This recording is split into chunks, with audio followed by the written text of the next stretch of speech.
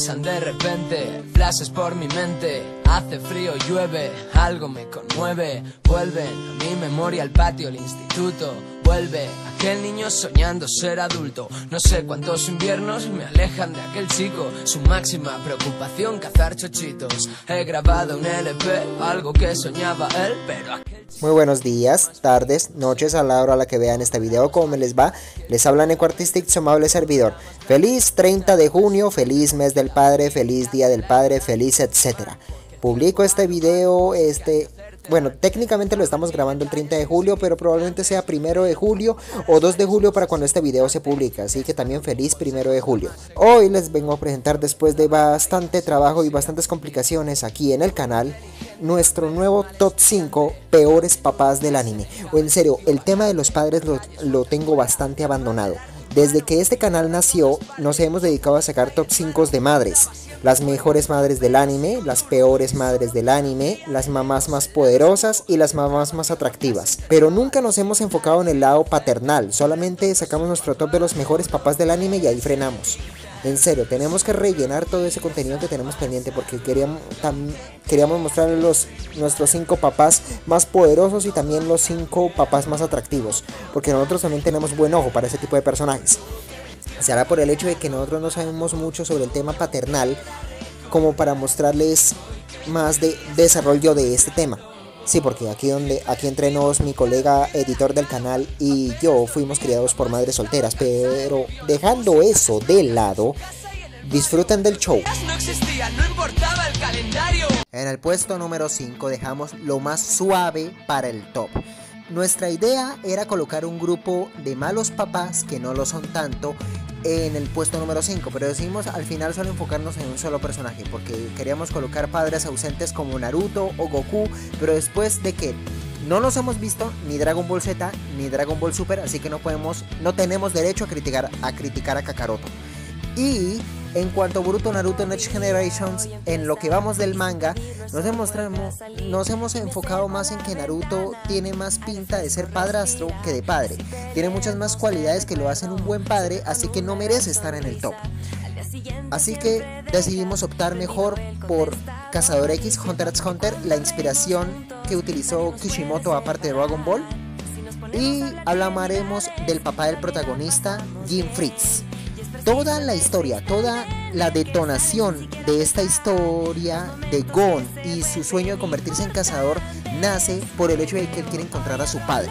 Y esa es la misma razón por la que Jim Fritz, el padre de Gon Fritz, es considerado uno de los peores papás del anime, porque es un padre ausente. Apenas tuvo a Gon, se lo dejó al cuidado de su cuñada y desapareció para continuar su trabajo como cazador, ya que su sueño siempre ha sido ser un cazador profesional y explorar el famoso continente oscuro, continente que supuestamente se va a revelar en un futuro gracias a los nuevos bocetos que ha hecho el mangaka. Lento pero seguro, lento pero seguro. En fin, volviendo al tema principal, Jim Fritz es el número 5 de nuestro top porque prácticamente no aparece durante toda la serie y en los capítulos finales se le presenta a su propio hijo como hola, ¿qué tal? Lo cual lleva hasta el punto de que uno de mis personajes favoritos le dé un buen puñetazo por haber dejado a la merced a un niño tan pequeño como Gon. Es decir, cuando Gon logra encontrar pistas sobre él, siempre este sujeto hace todo lo posible para que esas pistas lleven a su hijo a un camino diferente. Sí, sabemos que todos los arcos de la serie son con el objetivo de que el protagonista madure y evolucione en su poder para poder encontrar a su papá. Y que su papá le deje pruebas tan duras a medida de los lugares a los que él visita, lo hace cada vez más despreciable. Como cuando Gon encontró aquella grabación de su papá después de que aprendió a dominar el NEM, en el que su papá le dice que no quiere saber nada de él, que simplemente se le ocurre dejarle retos y pistas para que lo encuentre. Recuerdo que en la primera versión la historia terminaba supuestamente con Gon encontrando a su padre, pero no es así, ya que el papá le dejaba una trampa para que él terminaba en un lugar completamente diferente a donde Gon quería llegar. Pero en fin, al final de la historia se reúnen y Gon se da cuenta de que el mundo en el que vive es muy pequeño y ya que cumplió su meta de encontrar a su papá, tiene un nuevo sueño por delante. Puesto número 5, Jim Fritz. Abro los ojos y la vida me reclama. Muy bien, pongámonos serios. A partir del puesto número 4 ya entramos en el tema de padres peligrosos. Y qué mejor de hablar de padres peligrosos que empezando por el más suave del top. Rasa, el padre de Gaara en Naruto y Naruto Shippuden. Cuando tenemos poco de conocer a este padre, lo conocemos como el cuarto Katsekage en el primer Naruto, pero cuando llega la segunda temporada de Naruto Shippuden, conocemos todas las intenciones que se encontraban detrás de él. Sí, en el primer Naruto exploramos el pasado de Gaara y el hecho de que su padre lo sometiera a diferentes pruebas para volverlo el arma perfecta definitiva, el arma con el cual protegería a la aldea de la arena. No le importó fracturar los sentimientos de su hijo recién nacido, lo culpa de la muerte de su esposa, y para rematar lo convirtió sin derecho propio en el Jinchuriki o en el contenedor de la bestia de la primera cola, el Shukaku, el demonio de arena del desierto. Gaara desde que nació fue odiado y despreciado por la gente de su aldea por el simple hecho de llevar a la bestia de la primera cola en su interior, cosa que él no quiso, su padre se la implementó. Y el único hombre que le daba un poco de amor, un poco de afecto, ya que recordemos que su padre lo trataba como un arma, era su pequeño tío, el hermano de su difunta madre, quien lo quería, lo apoyaba, lo valoraba y siempre le enseñaba sobre el dolor y los sentimientos, pero que en un acto ruin, con tal de explotar todo el poder de Gaara, Rasa le ordena a su cuñado que intente asesinar a Gaara. Gaara, en un acto de defensa propia, termina matando a su propio tío, y su tío en su lecho de muerte le confiesa que nunca lo quiso, que lo despreciaba, que lo odiaba por haber matado a su hermana. Todo eso hizo que Gaara se volviera un ser frío, sin sentimientos, con sangre de poder, y prácticamente la máquina asesina que vimos en los exámenes Chunin. Hasta que ya conocemos la historia, conoció a Naruto, se dio cuenta de que ellos sentían el mismo dolor, que Naruto no se volvió como él porque él tenía a Iruka Sensei. Y al final Gaara se da cuenta de lo que tenía, de lo que valoraba. Y sobre todo, después de la muerte de su padre, la muerte del cuarto Katsekage, decide llevar a su propia aldea por el bien. Dejar de ser el arma al que todos temen. Y precisamente fue a la ausencia de su padre que Gaara se convirtió en el líder que la aldea merecía. Quiero que la aldea me vea no como un arma, sino como un héroe que estará ahí cuando más lo necesiten. Y todo gracias a que Rasa murió. Por el simple hecho de tratar a su hijo como un arma, culparlo de la muerte de su esposa y ser frío y sin sentimientos ante él, es que es nuestro puesto número 4. Sí, la razón por la que está en un puesto tan bajo en el top es porque cuando él es resucitado y su propio hijo lo derrota, él, antes de ser sellado, definitivamente le confiesa a su hijo que al final, después de todo, lo quiso, que le dolió el hecho de que él fuera el único recuerdo que le quedara de su esposa, y que él obligó a su cuñado, lo manipuló para que le dijera esas últimas palabras a Gaara, porque lo único que quería era que Gaara liberara todo su poder para proteger a la aldea. Pero al final se dio cuenta de que Gaara no usaba ese poder por la bestia de la primera cola, sino que era su difunta madre, el espíritu de su difunta esposa, quien protegía a Gaara todo este tiempo. Eso le hizo a Rasa quitarse un peso de encima, porque al final se dio cuenta de que era su esposa quien protegía a su pequeño retoño. Puesto número 4, Rasa, el cuarto Katsekage. En el puesto número 3 tenemos a alguien mucho peor. Al igual que el cuarto Katsekage, tenemos a Binsmoke Yuge, o Yugen Binsmoke, el padre de Sanji del anime One Piece. Cuando conocemos a Sanji, nos enteramos de que fue rescatado y criado por un cocinero llamado Seraph, el maestro Seraph, que cuando hagamos nuestro top de los mejores padrastros del anime lo vamos a colocar a él, porque este hombre es un guerrero con corazón de oro, un verdadero padre, aunque no sea el padre biológico de Sanji. Sin embargo, el padre biológico de Sanji es todo lo contrario: un tirano, un soldado firme, frío y sin sentimientos, un ser horrendo que sometió a sus cuatrillizos recién nacidos a experimentos mortales para convertirlos en las armas perfectas. Al igual que Rasa, quería que sus hijos fueran armas de destrucción masiva, por lo que desde el vientre materno de su esposa fue sometiendo a su esposa a diferentes procesos, diferentes inyecciones, diferentes tratamientos dolorosos, con tal de que ella diera luz a seres fuertes, fríos y que obedecieran cualquier orden. Así dando a luz a sus 3 primeros hermanos, seres mortales y prácticamente invencibles. Después, la cuarta sería una niña, una chica experta en venenos llamada Ryu, quien era la guerrera perfecta. Finalmente está Sanji, el menor de todos.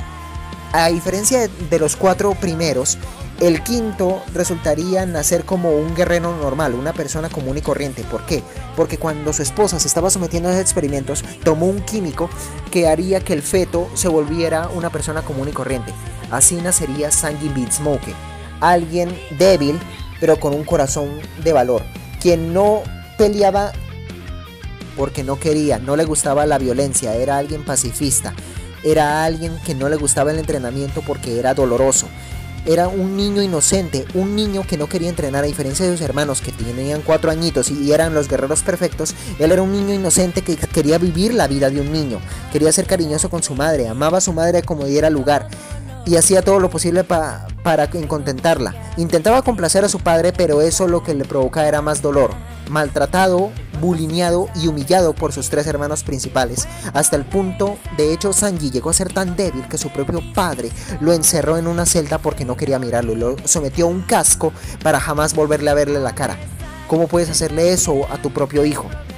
Y más de eso, no le importaba el hecho de que sus 3 hijos se escaparan de sus obligaciones para ir a su celda a torturarlo y humillarlo. Sanji pasaría gran parte de su infancia en esa celda oscura, olvidado. Sin embargo, un guardia se apiadaría de él y le pasaría instrucciones, libros de cocina con los cuales él se entretenía. Y allí fue cuando Sanji descubrió su vocación, convertirse en cocinero, sobre todo después de que su madre probara el primer platillo que él había preparado. Ahí fue cuando realmente se inspiró. Sin embargo, su padre lo sometería a estar preso y condenado, encerrado en una jaula el resto de su vida, hasta que en un rayo de esperanza su hogar fue atacado por un grupo de piratas y su hermana lo liberaría de la celda. Cuando estaba a punto de escapar, se volvió a encontrar con su padre y este, en un acto de rabia, le dijo que escapara, pero que jamás volviera a utilizar su nombre, jamás volviera a utilizar su título y que se olvidara alguna vez de su familia.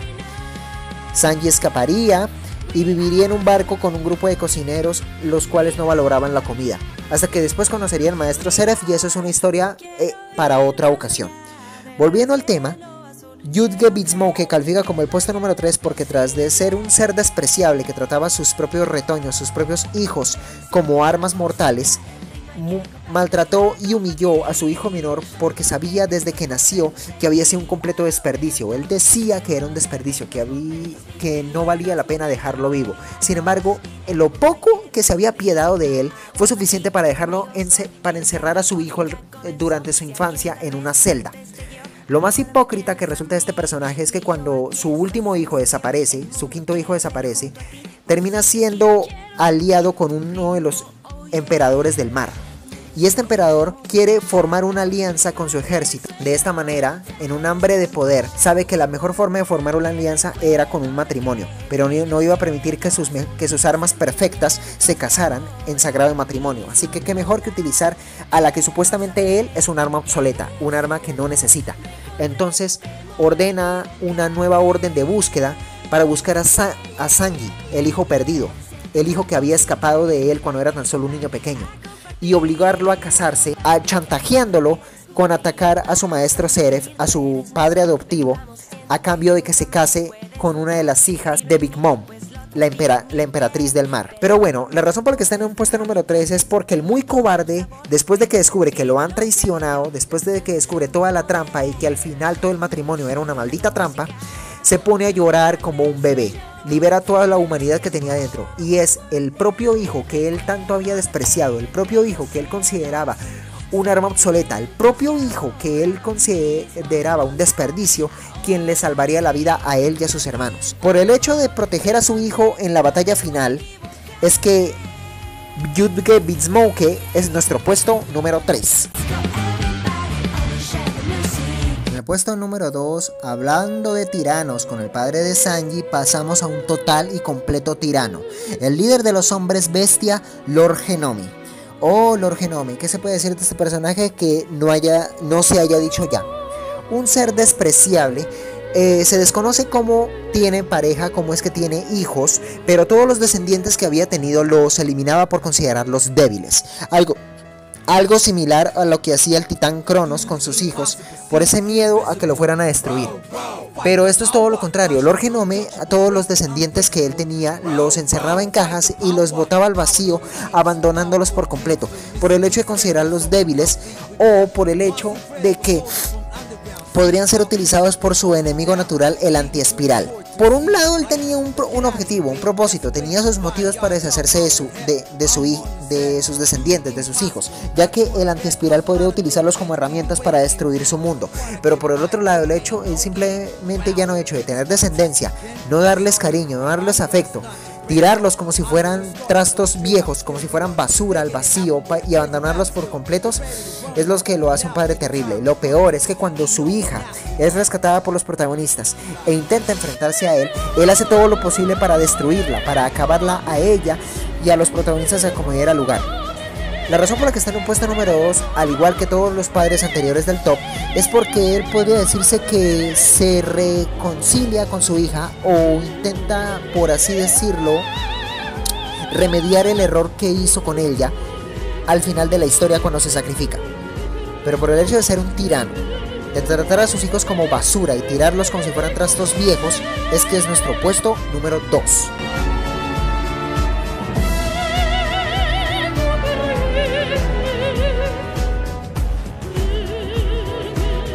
Finalmente, en el puesto número 1 tenemos al único e inimaginable Gendo Ikari. Oh vaya, Gendo Ikari. Prácticamente este hombre es una enciclopedia viviente de cómo se debe hacer un terrible padre para los animes en general. Déspota, frío, sin sentimientos. De hecho, la única persona a la que se dice que le brindó amor fue a su querida esposa Yui, la mujer con la que tuvo a su hijo Shinji Ikari, nuestro querido protagonista. Odiado por todos, querido por pocos, y estoy hablando de Shinji. Un gran protagonista desde mi punto de vista, pero con un terrible papá. La razón por la que Gendo Ikari es nuestro puesto número 1 es por muchas razones. Primero que todo, desde que perdió a su esposa, se desentendió de su hijo, lo ignoró prácticamente. Para él era simplemente su hijo y nada más, pero no le brindó amor, no le brindó afecto, no le brindó respeto. Le decía que las emociones eran algo inútil que había por completo que abandonar. Sin embargo, todo cambiaba con Rei Ayanami. Las 3 reyes en total. La primera Rei Ayanami que tuvo, que es un clon de su esposa y el alma del ángel Lily. Después está la segunda Rei Ayanami, que es la que todos conocemos, en la que se sacrificó al sentir el afecto por Gendo Ikari. Gendo ve en él ya una manifestación de su esposa y una manera de traer a su esposa de vuelta, que me resulta bastante enfermiza desde mi punto de vista, porque yo veo, en vez de ver a un hombre intentando recuperar a su esposa, lo que veo es a un viejo verde intentando tener relaciones con una niña. Gendo Ikari no es un santo, ¿para qué negarlo? Se involucró sentimentalmente, ok, para él no existen los sentimientos, pero por así decirlo se involucró con muchas mujeres. Se involucró con la doctora Naoko, quien apareció en nuestras menciones honoríficas de madres atractivas. Se involucró con su hija, y esto le pasó factura cuando ellas intentaron traicionarlo. Una le mató a Rei Ayanami, la primera Rei Ayanami, y la otra lo intentó traicionar utilizando las megacomputadoras. A él no le importaba lo que le sucediera a su organización o lo que le sucediera a su hijo. A él lo único que le importaba es que Rei Ayanami, el clon de su esposa, estuviera intacto y que nada le sucediera y que los ángeles fueran destruidos para que no se impusieran con sus planes. Su verdadero objetivo era simplemente estar con su esposa. Por el hecho de ser frío, de no tener amigos, de hecho el único hombre al que él llegó a considerar un amigo era un anciano profesor, ex profesor de su universidad, quien también quería a su esposa de manera sentimental. Un ser despreciable que incluso no tuvo duda en asesinar al amigo de al mejor amigo de su hijo con tal de cumplir sus planes. No le importa por dónde tenga que pasar con tal de lograr su objetivo, y eso, aunque eso signifique también acabar con su hijo. Pero eso mismo le pasa factura cuando el clon de su esposa, Rei Ayanami, lo traiciona por el hecho de ir con su hijo. Con esas sabias palabras: me voy, Shinji me necesita. Por lo menos al final se disculpa, se intenta remediar las cosas cuando ve el alma de su esposa a punto de llevárselo al más allá, si es que eso se le puede decir más allá. En fin, Hay muchas más cualidades por las que Gendo Ikari merece nuestro puesto número 1, pero que lamentablemente no sabemos cómo explicarlas. Pero ustedes que se han visto Evangelion, los que se hayan visto Evangelion, sabrán mejor que nadie la razón por la que Gendo Ikari es nuestro puesto número 1.